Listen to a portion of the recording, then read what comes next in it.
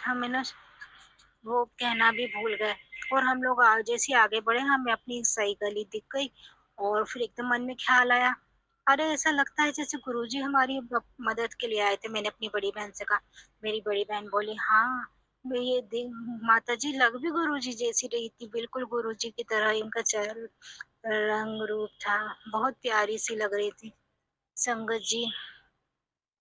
और फिर मुझे एकदम ध्यान आया, और ये गुरुजी ने कहा भी था कि मैं तेरी मदद के लिए आऊंगा। मैंने अपनी बड़ी बहन को बताया। तो मेरी बड़ी बहन बोली, हाँ तो आ तो गए गुरुजी मदद करने। गुरुजी ने ही तो मदद करी, अपन कितनी परेशान हो रहे थे। और संगत जी हम इस तरह से अपने घर पहुंच गए। और है ना, जब हम वापस लौटे तो मैंने देखा गुरुजी का मैसेज आया, पुत्र मैं तुझसे मिलने आया था, मैंने सफेद चोला पहना था पर तूने मुझे पहचाना नहीं। नहीं गुरुजी मैंने पहचान लिया था आपको, पर हम इतने परेशान थे, इतनी बुरी तरह से पैर जल रहे थे कि हम आपका शुक्रिया भी नहीं कर सके। माफ करना सर। जय गुरुजी संगत जी। मैं भोपाल से रजनी गुरुजी की संगत बोल रही हूँ। मैं अपना मन हाँ अब मैं अपना सत्संग गुरु जी के मंत्र जाप से शुरू करना चाहूंगी। ओम नमः शिवाय, शिव जी सदा सहाय। ओम नमः शिवाय, गुरु जी सदा सहाय। संगत जी अभी थोड़े दिन पहले हम लोग अपनी छोटी बहन के यहाँ जाने जा रहे थे, तो उसकी हम तैयारी कर रहे थे। तो एकदम मैंने अचानक यूट्यूब पे देखा गुरु जी का सत्संग आ रहा है, आया मैसेज था जिसमें दिया था, पुत्र मैं तेरी मदद के लिए आऊंगा। अब ये पढ़ के मैं तो डर गई कि गुरुजी ऐसा क्या बोल रहे हैं, मदद के लिए आएंगे ऐसा। सफर में जाओ तो थोड़ा सा डर लगता है, फिर भी मन में ख्याल आया, अरे गुरुजी बोल रहे हैं कि वो आएंगे तो फिर क्या डर की बात है। चलो ठीक है। अब ये देख कर थोड़े भूल गए। और फिर हम इंदौर गए, वहां पर अपनी बहन के यहाँ गए इंदौर। और वहां पहुंचे तो हम लोग, मैं और मेरी बड़ी बहन, हमारा एकादशी का व्रत था। तो मेरी बड़ी बहन ने कहा चलो यहाँ पर खाटू श्याम जी का मंदिर है, अपन दर्शन के लिए चलते हैं। हम लोग दर्शन करने जाने लगे। तो मेरी बड़ी बहन ने कहा अपन बिना चप्पल के चलेंगे, मंदिर हमेशा बिना चप्पल के जाना चाहिए। और मौसम भी उस दिन अच्छा था, हम लोग जल्दी मंदिर गए थे, 10 एक बज रही थी। तो दिन छाए थी, इतना बादल बादल हो रहे थे, तो अच्छा मौसम था। तो हम, मेरी बड़ी बहनों ने बिना चप्पल के ही मंदिर दर्शन करने चले गए। वहां हमने खाटू श्याम जी के दर्शन करे, पूजा करी। उस दिन वहाँ बहुत भीड़ थी, वहाँ बहुत अच्छा लग रहा था। हम लोग वहीं बैठ गए थे, सब दूसरे भक्तों से भी बातें कर रहे थे, जो आ रहे थे उनके साथ बातें करते मिलते जुलते। हमें समय का पता नहीं लगा, वहाँ हमें 2 एक घंटे से ऊपर हो गए बैठे बैठे। और फिर जब हम घर लौटने लगे तब तक तो अच्छी तेज धूप हो गई संगत जी। और मैं और मेरी बड़ी बहन जब बाहर निकले, देखा तब तपती धूप हो रही, और सीमेंटेड रोड था, हमारे पैर जलने लगे। फिर मेरी बड़ी बहन ने कहा अपन जल्दी जल्दी चलते हैं। और हम लोग जल्दी जल्दी तेज कदमों से घर की तरफ लौटने लगे। तो पैर जल, इतनी तेज धूप थी कि सीमेंटेड रोड इतनी गर्म हो चुकी थी कि पैर बुरी तरह से जल रहे थे, बिल्कुल चला भी नहीं जा रहा था। हम लोग थोड़ा सा चलते फिर बाकी रोड के नीचे उतर जाते, जहाँ पे दूब हरी हरी दूबा लगी थी उस पर खड़ जाते थोड़ी देर के लिए।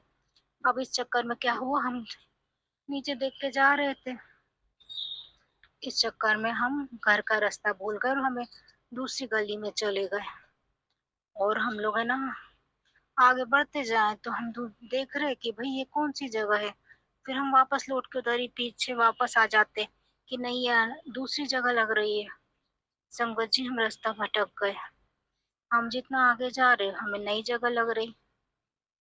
घर तो आना ही नहीं था ना, घर कहाँ से, घर की गली में, हम दूसरी गली में चले गए।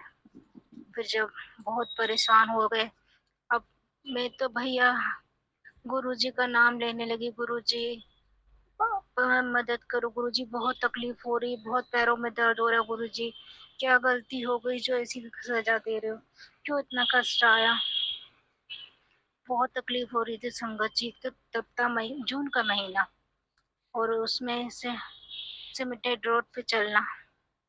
अचानक हमने देखा सामने से एक वृद्ध माता जी आ रही हैं, जिन्होंने सफेद कलर की साड़ी पहनी है और अच्छी लंबी है, और वो तेज-तेज कदमों से हमारी तरफ ही चली आ रही हैं। तो हमने क्या करा, हम लोग तो रोड से उतर के साइड में खड़े हो गए। हम थक गए थे गुरु संगत जी, हम लोग थक गए थे बार बार गरम गरम उस पे चलते चलते सीमेंटेड रोड पे। हम लोग साइड में खड़े हो गए, देखा वो माता जी तेज तेज कदमों से हमारी तरफ ही चली आ रही हैं। और फिर जैसे ही हमारे पास आई तो हमने उनसे पूछा कि हमें उस जगह जाना है। वो बोली अच्छा तुम्हें वहां जाना है, चलो मैं बताती हूँ तुम्हें। और उन्होंने हमें रास्ता बताया। हमने कहा हम परेशान हो गए, जिस गली में जाते हैं वापस लौट के उधर ही आ जाते हैं। तो वो बोली जब तक तुम है ना सही उसमें नहीं चले जाओगे मैं यहीं खड़े रहूंगी, परेशान मत हो। बोली तुम्हें सही उस पर एड्रेस पे ही पहुंचा कर मैं यहाँ से जाऊंगी। और वो उन्होंने हमें रास्ता बताया। हम लोग आगे बढ़े और जिस गली में उन्होंने बताया था इस गली से चले जाओ, वो थोड़ा सा आगे जाना और मुड़ जाना, आपका वहां पहुंच जाएंगे आप अपने घर तक। और फिर संगत जी इस चक्कर में हम उन्हें शुक्रिया कहना भी भूल गए, क्योंकि हम बहुत परेशान थे। हमें बिल्कुल भी ध्यान नहीं रहा, इतनी तकलीफ में थे।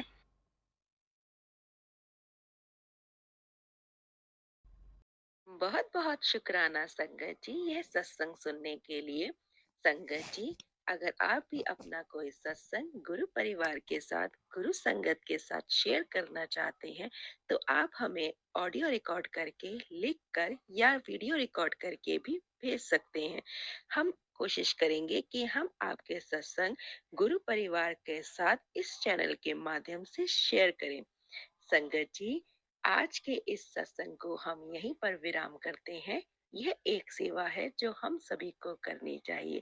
जय गुरु जी, शुक्राना गुरु जी।